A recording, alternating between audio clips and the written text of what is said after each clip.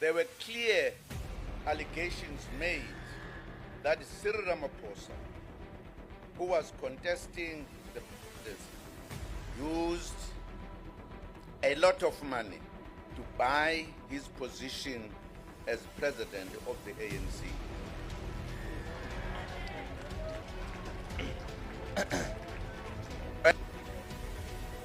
When this allegation was made, the figure was put at around R1 billion.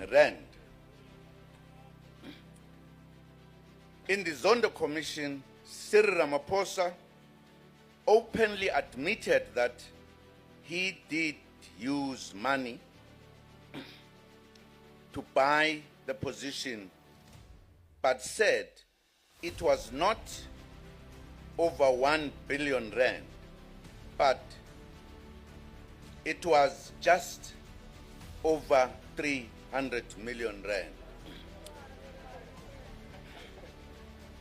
Into ke ma comrade ke mina njengoba ngithi khonto ezingigulisayo angaze ngikuzwe lokhu ukuthi umongameli angavuma obala ukuthi uthenge isikhundla sopresident.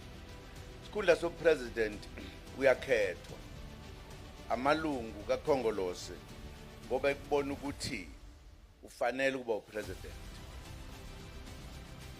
Asithe ayikho umthetho sisekelo weANC leyo. Uma ngeyisikhundla kusho ukuthi awukwazi ukuba upresident ngoba ayikho lonto sithe.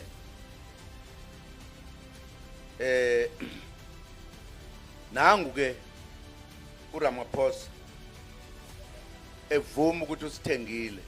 Uphika kuphela ukuthi kwangona amabhiliyoni kwakungama 100 million. Abaholi okuyibona ukubahamba phambili bathula. Nathi esisema branchini sathula. Angiyibaleke yakho mfana omsha ngoba yengakabibikho. Yakhe iyebeka eceleni. Sengiyibone kahle nje ukuthi le branch ngeke ithule makwenakala. Ibalulekile leliphuze engilishoyo.